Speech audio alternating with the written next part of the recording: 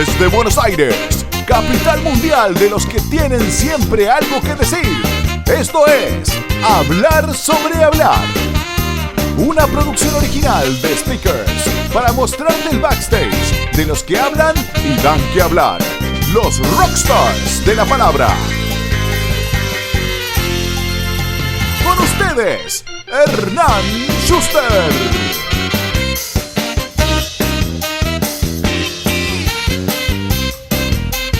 Él es periodista con un posgrado en innovación del MIT y se especializa en creatividad, innovación y transformación cultural. Sin embargo, en su vida pasada estuvo casi 30 años trabajando en los medios, haciendo y escribiendo humor para grosos tales como Ruby Rottenberg, Petinato y Tarico, y también produciendo para varias figuras emblemáticas de la radio, Magdalena Ruiz Guiñazú, Néstor Ibarra y Carlos Uranovsky, entre otros. Es cofundador de Fate Culture, consultora de innovación y transformación cultural para empresas, instituciones y personas. Lleva 8 libros publicados, los últimos 3 sobre temas de aprendizaje a partir de las fallas, errores y fracasos, y entre libro y libro es columnista de radio en Metro 95.1 y de televisión en la televisión pública argentina. Bienvenido a Hablar sobre Hablar, Demian Sterman. Demian, querido, alegría escucharte, verte del otro lado y tenerte acá en Hablar sobre Hablar. Te quiero contar una infidencia a la gente. Esta es la tercera vez que grabamos con Demian porque él fue mi tester oficial de este podcast cuando lo arranqué. Hicimos un par de pruebas, siempre me ayuda con todos los seteos de las cámaras, los micrófonos y demás. Así que bueno, esta es la versión oficial. Vamos. No sabemos. Suponemos, si esta es la que sale, es la oficial. Por ahí está, nosotros no lo sabemos, pero no es la que va a salir. No importa, acá estamos. Suponemos, como decía alguien, el mejor libro siempre es el próximo, ¿no? Sí, yo doy fe de eso, doy fe. Muy bien, bueno, vamos a arrancar con todo de puntín y al medio. Quiero que me cuentes, Demian querido, ¿cuándo fue esa primera vez en que diste una charla? ¿Te acordás? ¿De qué hablaste? Contame. Sí. Mirá, la primera charla, te lo voy a contar a vos que vos, si no lo sabés, te estás enterando ahora. La primera charla que di fue un UPS, otra oportunidad para superarse. Fue el primer UPS de todos los UPS del comienzo. Yo venía de sacar mi primer libro sobre fracasos, historia de fracasos y fracasados que cambiaron el mundo, que por suerte ese primer libro fue como medio explosivo y anduvo muy bien. Y empecé a preparar una charla y un día vos me llamaste y me dijiste, bueno, quiero que esa charla, quiero que armes una charla de 15 minutos que abra el ciclo que vos traías nuevo y que iba a empezar. Y yo nunca había hecho una charla de una temática nueva. Yo venía del periodismo y la verdad que nunca lo había hecho. Era una charla que terminó siendo para 500 personas en el Teatro San Martín, en el Centro Cultural San Martín. Y la verdad que debo reconocer que me asustó mucho hasta que subí al escenario y que nunca practiqué tanto una charla como esa de 15 minutos y creo que fue la última vez que di una charla de 15 minutos porque a partir de ahí empecé a dar charlas más largas. Así que esa la recuerdo con muchísimo cariño porque además salió bien. Así que nada, la recuerdo con mucho cariño y mucha felicidad. Salió muy buena y la pueden ver en el canal de YouTube de Speakers. Fue la primera charla, como dijo Demi, de todo el ciclo de UPS. La primera de, bueno, más de 40 que hubo en los 3 años que llevamos con ese ciclo. No digo que duró porque ya vamos a volver en cualquier momento, así que el ciclo todavía sigue. Bueno, soy como Mirta, doy suerte, digamos. Te lancé. Sí, por supuesto. Vamos a poner un zócalo acá abajo que diga lo lancé a Demian al estrellato, porque después empezaste a dar charlas, pagas después de esa. ¿Cuándo fue esa charla paga, la primera? Mira, la primera vino justo después de ahí. Me convocaron de una compañía, el dueño de una compañía de seguros muy, muy grande de Argentina. Había leído el libro y estaba encantado con los resultados de ese libro, se había como sentido como tocado, ¿no? Con esta cosa del fracaso, el éxito, y mandó a preguntar si yo tenía una charla, y yo tenía esos 15 minutos de charla, y esto entraba dentro de una acción muy grande de la compañía, y me pidieron una charla de 1 hora y media. Así que empecé a preparar como loco, nunca lo había hecho, una charla tan larga, sí, sí. Cada cosa era como, bueno, a ver de qué la he visto, cómo lo hago. Yo conocía temas de storytelling, lo venía trabajando mucho en los medios, pero ahí entendí que trabajar en los medios con storytelling, con guión y con guionar y hacer stand-up, no tenía nada que ver básicamente con todo este nuevo mundo que se abría, y la verdad que estaba como tan tenso con el tiempo. Para mí el tiempo terminaba siendo más importante que lo que iba a decir. Estaba como enfocado en eso. Hoy jamás pasaría, pero terminó siendo una charla de 2 horas. La última media hora era la fuerza que hacía la persona que me contrató para que me bajara. No, me estaba pidiendo que me baje y yo no sabía cómo cerrarla, esa charla, porque ya la tenía perfectamente armada. Así que estuvo media hora haciéndome señas, yo media hora como muy nervioso porque la tenía que cerrar y no tenía manera.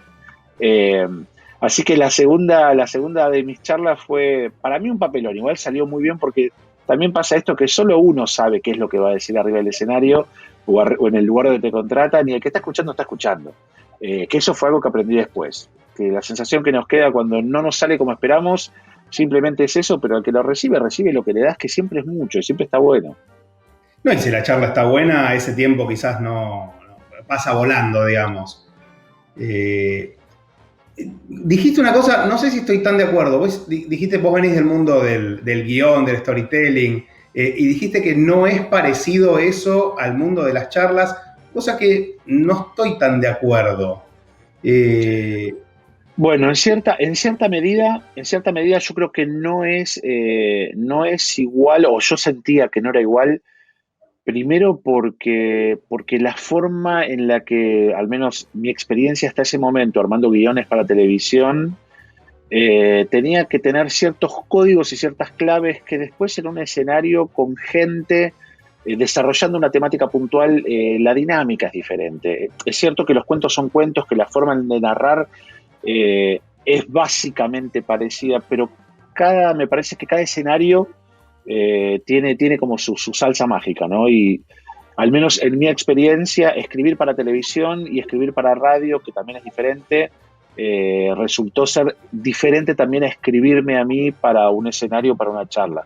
Al menos es mi experiencia personal, que tiene que ver también con qué le pasa al otro o qué le pasa a la otra que está abajo o al lado o en algún lado mirándote. Vos vas teniendo tu relato y por ahí hay alguien que se cuelga con su celular y eso te pasa frente a tus narices y eso te impacta en esa narración de alguna manera y te genera algo que está pasando en vivo, está pasando ahí. Entonces ahí hay herramientas que en un guión televisivo, en un guión radial no son necesarias. Yo lo veo en ese sentido, como muy técnico, digamos. Ok, perfecto. Ahora entendí por dónde iba la cosa. ¿Y te preparaste de alguna forma especial para hacer las charlas? Digamos, tenías herramientas de guión, obviamente, de contar historias, como decíamos recién, pero entendiendo que los dos mundos son diferentes, ¿hiciste alguna preparación? Hice una preparación no formal. Lo que hice fue mirar muchos videos de charlas de negocios, de gente que ya hacía lo que yo quería hacer. Traté de decodificar la matriz de las charlas TED, por ejemplo, para poder entender no qué estaban diciendo, sino cómo estaban armados esos libros, cómo estaban armadas los momentos de la emoción, los momentos de la bajada de línea.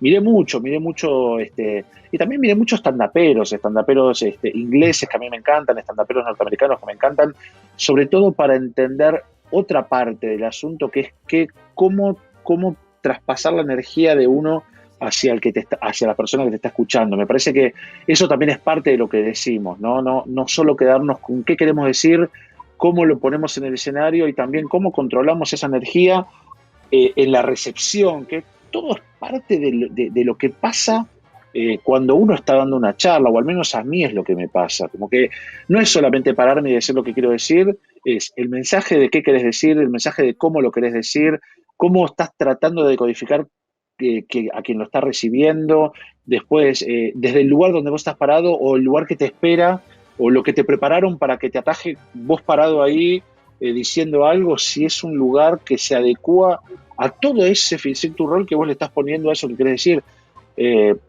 si vos querés que sea complejo, hay muchas cosas que lo hacen complejo. Y si querés que sea simple, solamente te enfocás en lo que querés decir y ya. Me parece que tiene que ver con el rollo de cada uno. En mi caso, que vengo de formación periodística y mucho de audiovisual, para mí tiene que ver con todo eso.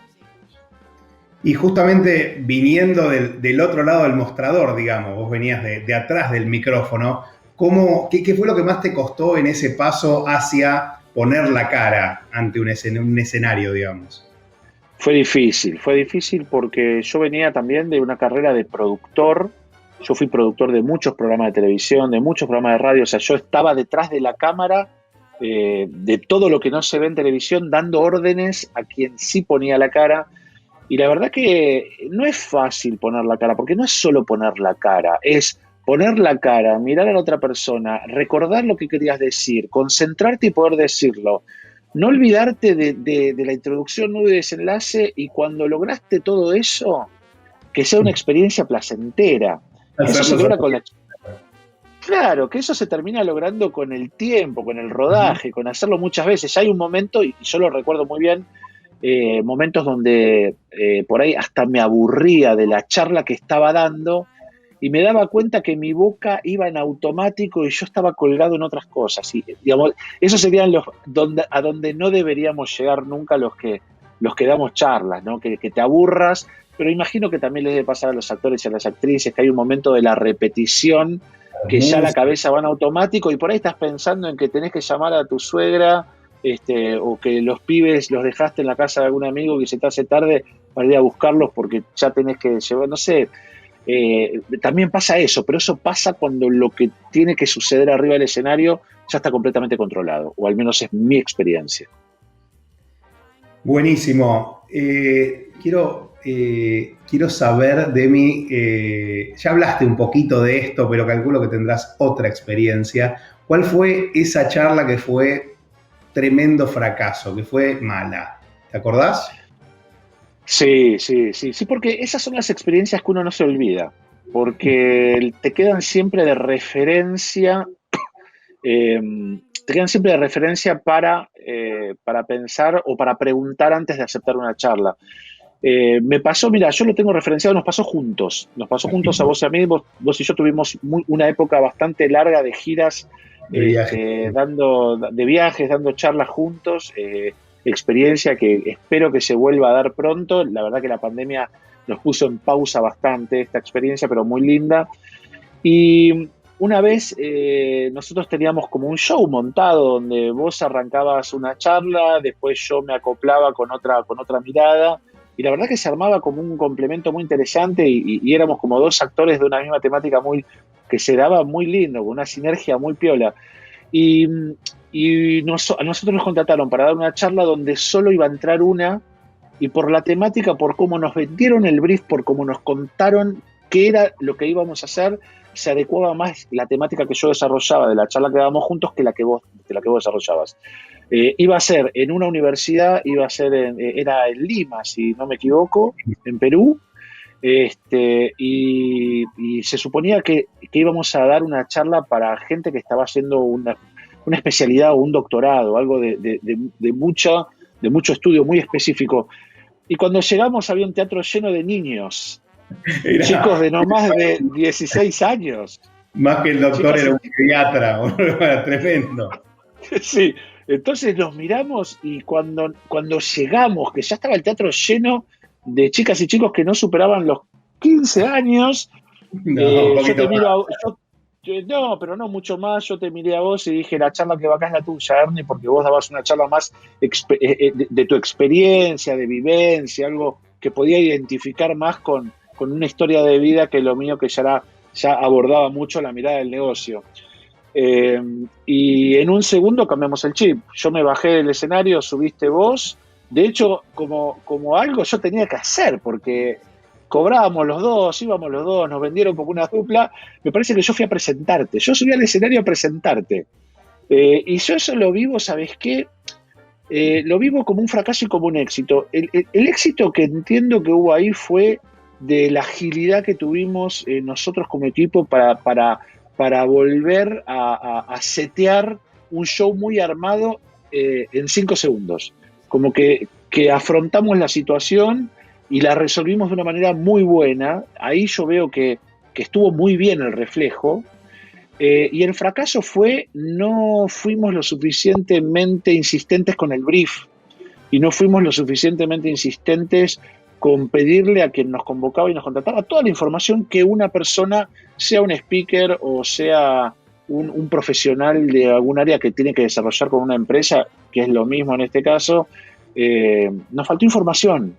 Nos faltó información y eso habla de un error nuestro, de no ser insistentes. En casa de Herrero, cuchillo de palo, porque esas son las cosas que hacemos nosotros desde speakers cuando mandamos a un orador a alguna charla. Y en este caso, como yo era parte digamos, no puedes estar en la misa y en la procesión, igual se pasó.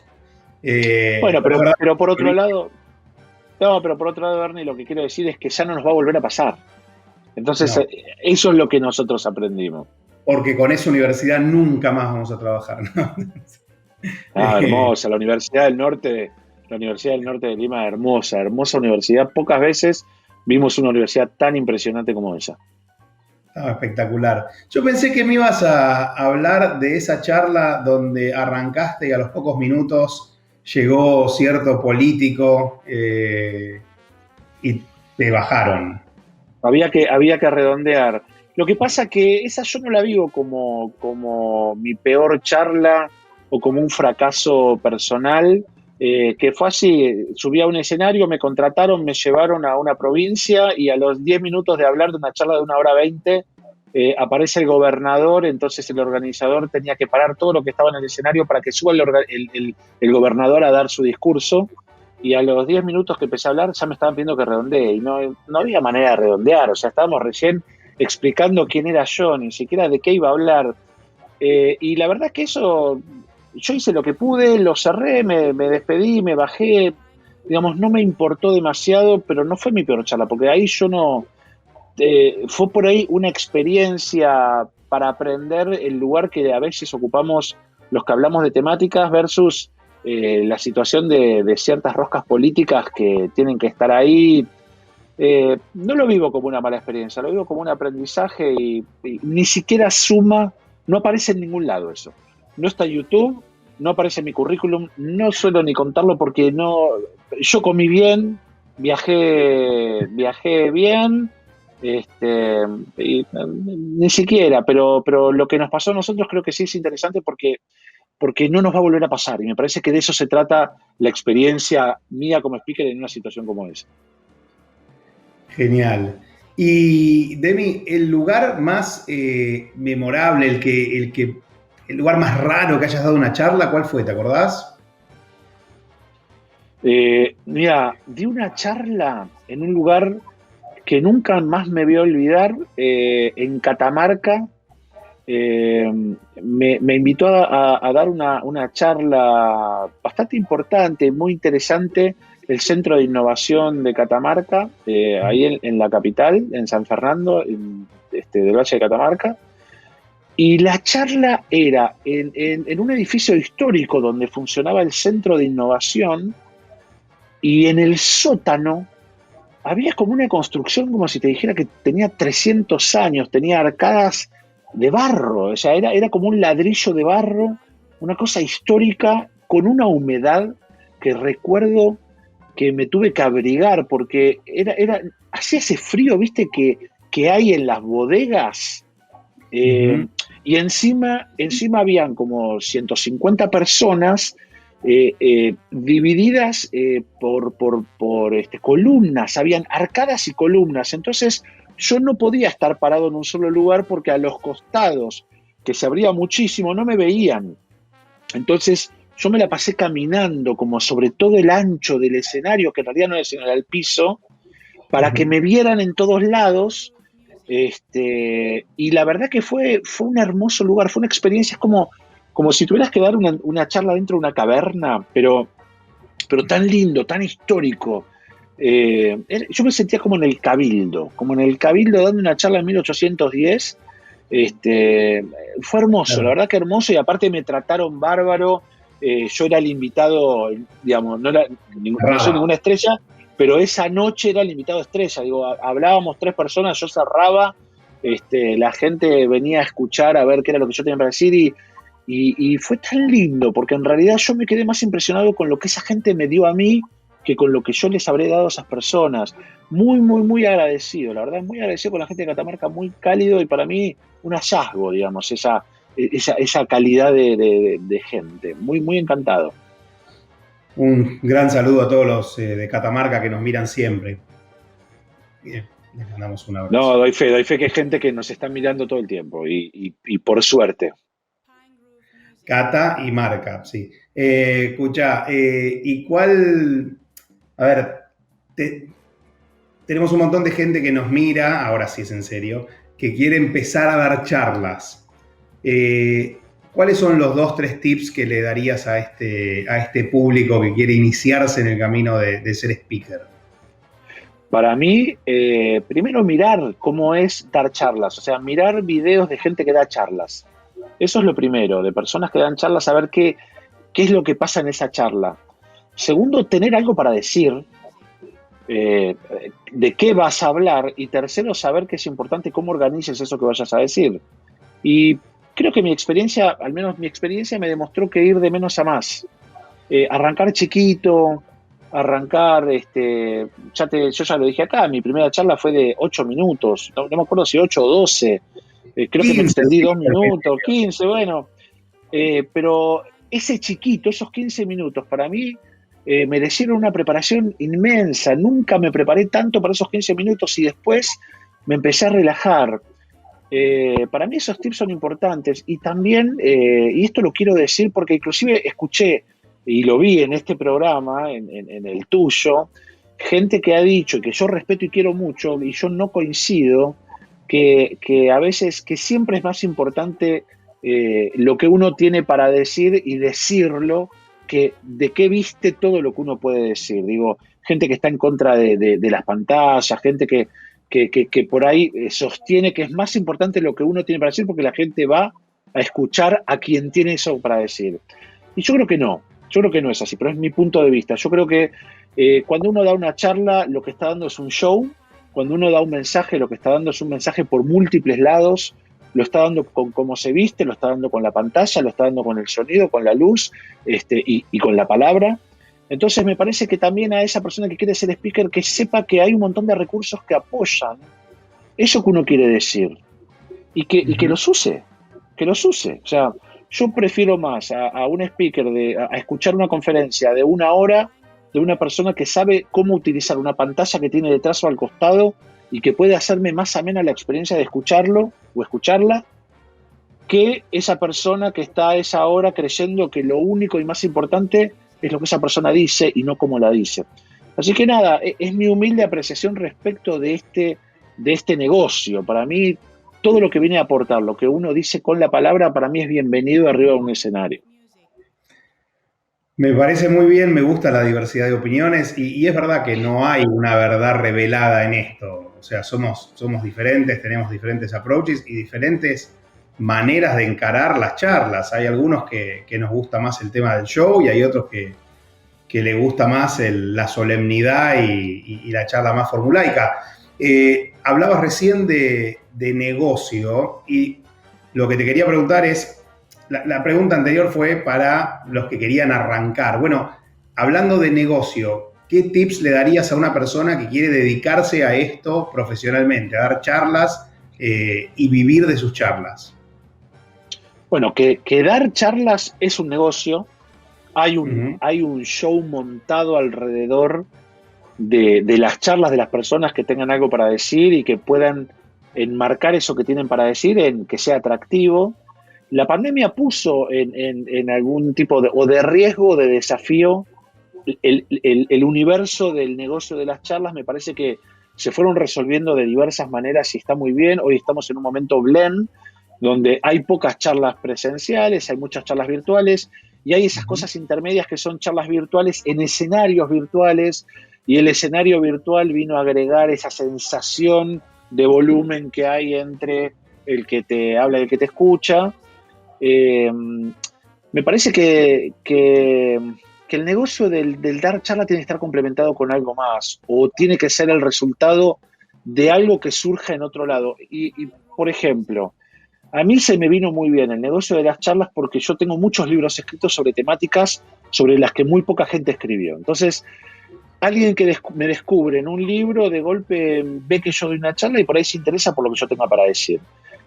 Pasa en otros lados donde hay gestores culturales que arman eventos impresionantes y que además después con sus charlas te cuentan los secretos de cómo los arman. Que eso también, me parece que la charla en sí misma, como soy experto en todo o experta en toda, me parece que ahí hay como un límite. Pero hay gente que tiene un negocio montado en yo hablo de lo que vos me digas. ¿De qué querés que hable y yo hablo? No son los que me interpelan a mí, pero existen, porque vos y yo sabemos, Arne, que hay mucha gente que es... Mándenme mail, díganme de qué quiero hablar, de qué quieren que yo hable. Bueno, ese para mí es el límite. Pero sí, yo creo que hay un negocio muy interesante, pero no es en el hablar. Es en lo que decís, es en el contenido de lo que decís. Pero también es cierto que hay todo un desarrollo en quién lo dice y cómo lo dice, porque yo conozco excelentes oradores y muchos de la red de speakers que son expertos de la palabra o expertas de la palabra, y lo que digan va a salir bien, va a caer bien.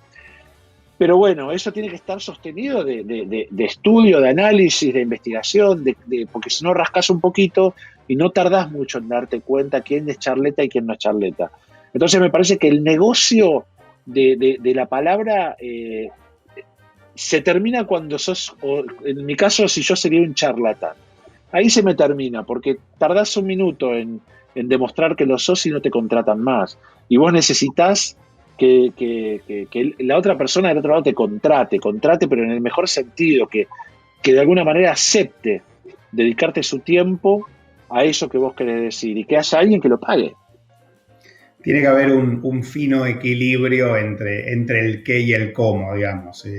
Claro. Un muy buen cómo sin un qué que lo sustente dura muy poco, y un muy buen qué, si no lo contas bien, tampoco es sostenible en el tiempo.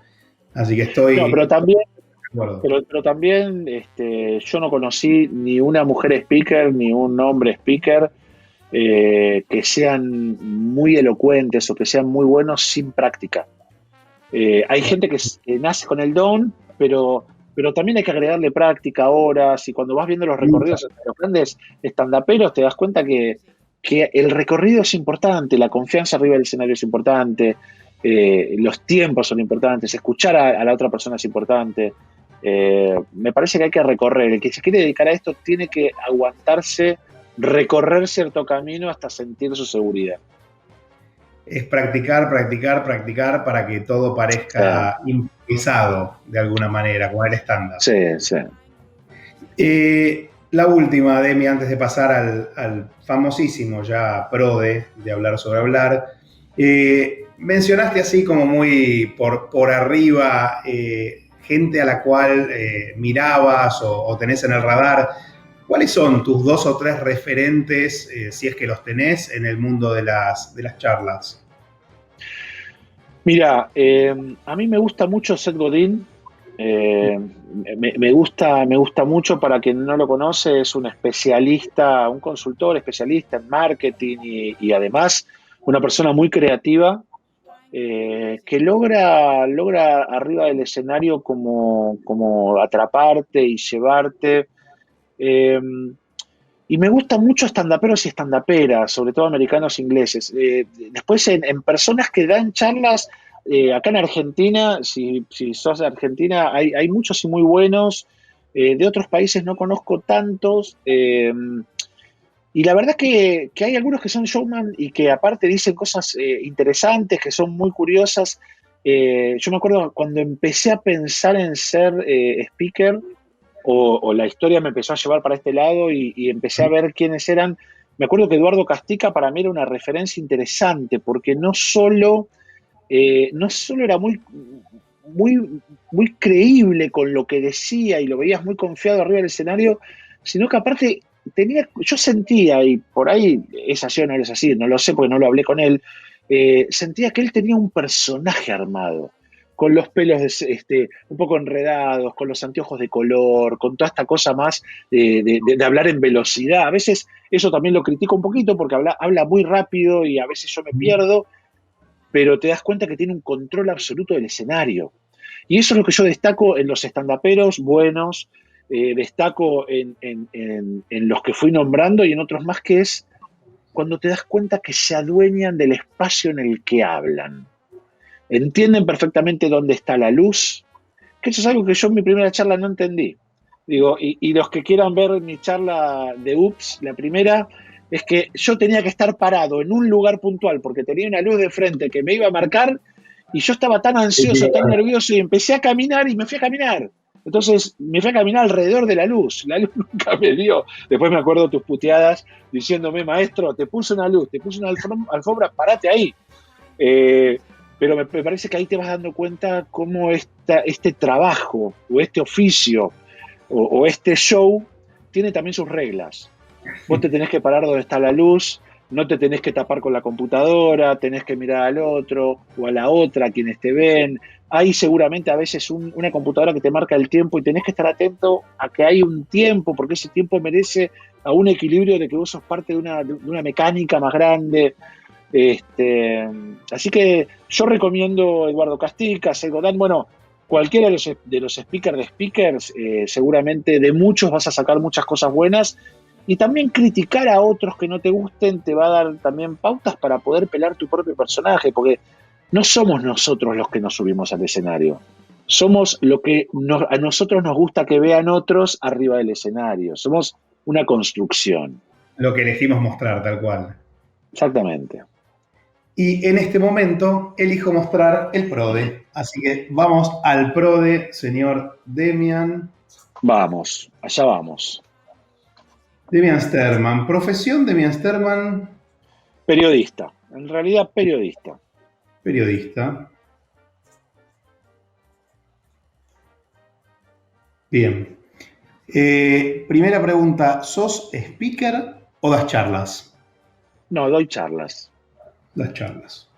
Bien, esto lo mencionamos durante la charla. ¿Con PPT o sin PPT? ¿Soporte visual sí o no? Sí, para mí siempre soporte visual, soporte audiovisual y soporte audiovisual muy trabajado que complemente. Para mí sí es importante porque ayuda al show. Bueno, le cuento a la gente, si nunca vio una charla de Demian, yo no solo las vi, sino que conozco toda la trastienda. El señor tiene presentaciones de 500, 600 slides que va construyendo, digamos, una idea son 60 slides que va construyendo artísticamente una a una y todo tiene un porqué. Presentaciones especialísimas, obviamente, en tamaño, 500 megas. Pero son charlas audiovisuales. Son como pequeños documentales en vivo. Sí. ¿Charla para pocos o charla para muchos? ¿Podés? En el medio también hay empate. No, en el medio. Me gusta mucho la charla para muchos porque me agrega una adrenalina interesante y sobre todo en los aplausos o en los abucheos. Pero me gusta la charla para pocos porque son más desafiantes, porque te ponen más a prueba, porque podés mirar a los ojos, así también podés mirar cuando alguien se desconcentra y mira su celular, pero también en el momento de las preguntas suelen ser más tensos, porque al ser pocos el que te va a preguntar espera una respuesta pensada y a veces no hay tiempo para pensar. Me gusta ese desafío, yo lo disfruto mucho. Esa adrenalina. Voy al medio, voy al empate. Al medio, perfecto. Esta la sé. ¿Micrófono de vincho corbatero o micrófono de mano? No. Micrófono de mano siempre. Pero vos sabés que a mí me gusta mucho el micrófono de mano y aparte de las presentaciones que yo hago, tengo en una mano el micrófono que es en la izquierda. Yo escribo con la derecha, pero es en la izquierda y en la derecha siempre tengo el pasador de diapositivas. Y vos sabés que pensando un poco, yo me acuerdo que las primeras veces que yo di charlas, elegía el de mano, pero tiene una explicación. Después ya me acostumbré, yo que soy una persona que he hecho radio toda mi vida, que para mí el micrófono es algo, es un objeto y es un objeto que tiene mucho valor. Vos sabés que la primera vez que yo iba a dar una charla, que la di en UPS, vuelvo a repetir por si alguno se distrajo en ese momento, alguien me dijo, no se te ocurra meterte la mano en el bolsillo mientras das charlas, porque hay una actitud relajada de los charletas, de los speakers, de pararse y meterse la mano en el bolsillo que da un tono muy canchero, pero a su vez es algo que no es bien percibido desde abajo. La persona que te está mirando cuando te mira con la mano en el bolsillo no lo percibe bien, no es algo que esté bueno, no es un mensaje lindo para dar. Y yo me acuerdo que como seguramente yo pensaba para adentro que yo seguro si me dijeron que no lo haga lo iba a hacer, dije lo que tengo que hacer es ocuparme las manos. Porque si hay una mano que no me ocupe, va a ir al bolsillo seguro. Entonces, en una agarré el micrófono y en otra el pasador de diapositiva y nunca más me metí la mano en el bolsillo, nunca más pensé en eso. Así que me parece que arrancó por ahí. Y después para mí el micrófono en la mano es genial. No, y después hay otra cosa que para mí es un tip. El micrófono en la mano te permite toser o tomar agua sin que eso te salga. Creo que la vincha, si vos querés toser es muy incómodo, como que tenés que tapar acá. Entonces el de mano lo corres, tosés tranquilo, que yo soy de toser o de expresar por las carrasperas o de tomar agua. Me parece que el de mano es mucho más práctico y para mí va eso. Buenísimo. En términos de ¿escenario clásico o escenario de esos modernos 360 grados? No. No, el escenario clásico, o sea, la cuarta pared, porque me parece que la persona que te va a ver o que te está viendo merece contacto visual. Y me parece que puede ser muy, muy canchero hablar en algo circular, pero darle la espalda a alguien me parece una falta de respeto. No. Para mí siempre hablar de frente, hablar como corresponde, contacto visual y energía, una energía que circule, no que se pierda, digamos. Buenísimo. ¿Guión a rajatabla o haz de la improvisación? No, para mí es guión a rajatabla las primeras veces para justamente tener claro cuál es el hilo, a dónde, cómo querés empezar, dónde está el desenlace, cómo querés llegar. Y el guión te permite escribirlo para aprender lo que vos querés decir. Después podés con el tiempo no seguirlo. Yo ya no sigo mi guión, pero no lo pierdo de vista. O sea, es la columna vertebral, pero no improviso, ¿no? El riesgo de improvisar como improvisar en sí es desenfocarte de qué fuiste a hacer ahí, digamos. Me parece que con el tiempo uno va relajando el guión, pero no improvisa o no improvisa del todo. Me parece que hay ciertos matices, pero para mí es guión. Es un término medio, sí, es guionalo, pero relájate si ya sabes tu guión. Pero no vayas sin guión en la cabeza a improvisar, porque me parece que eso desluce tu propio trabajo. Bueno, pero hemos conocido casos. Pocos, por suerte. En fin, ¿nervio cero o nervio siempre? No, yo lo disfruto mucho. A mí no me da nervio. A mí, a esta altura, después de tantos años, ¿no? Reconozco que al comienzo sí me daba nervios, pero porque reconozco que era al comienzo. Pero para mí no es nervio. En todo caso es ansiedad, pero hay tanto disfrute. O sea, cuando yo subo al escenario a hablar de algo, es algo que sé. Es algo que estudié, algo que investigué, algo que me entretiene, algo que elegí. Entonces, para mí es disfrute. No, yo 100% placer. Arriba de un escenario, placer. Muy bien. Y la última, ¿speaker se nace o speaker se hace? No, speaker se hace. Digo, yo no pensaba cuando era productor que estaba detrás de las cámaras que algún día iba a ser al revés. Y cuando se dio, me formé, digamos, no, speaker se hace. Mejor speaker o peor speaker, bueno, ahí está la gracia de cada uno, pero para speaker se hace. Muy bien, ahí está, así quedó el PRODE de este episodio de Hablar sobre Hablar. Espectacular. Bueno, Demi, con eso terminamos el PRODE. Como el gran Steve Jobs, un gran conferencista, él siempre tenía un one more thing, alguna cosa más. ¿Tenés alguna cosa más que quieras decir hoy? Yo quiero decir que me parece que ser un speaker, al menos en mi caso, es como la conclusión de algo que vino anterior, que es tener mucha curiosidad por investigar, y cuando tuve la curiosidad suficiente para investigar algo, y juntar el material y reunirlo y darme cuenta que había descubierto, al menos para mí, algo, me vinieron las ganas de poder comunicarlo y lo hice a través de los libros, pero después lo quise decir también y lo encontré como un recurso más. Me parece que, que uno cuando es speaker, o me gustaría que la gente que quiera ser speaker no busque ser famosa, busque mejorar los contenidos o mejorar la manera de que las personas aprendan o discutan o curioseen. Creo que hay miles de plataformas por donde hacerlo, físicas o virtuales o híbridas en el medio, y todo lo que a vos se te ocurra, y se lo digo a quien quiera ser speaker, todo lo que se te ocurra que puedes subir a un escenario, hacelo subir. Porque alguna vez alguien dijo, bueno, voy a poner una PPT y pidió una pantalla. Otra persona dijo, quiero poner música con humo. Otros dijo, quiero meter un show de luces. Ahora, si vos querés subir un caballo al escenario y hacer una representación, es teatro. Ser speaker es hacer teatro. Entonces, valete de todos los recursos, porque lo que vos das es un show.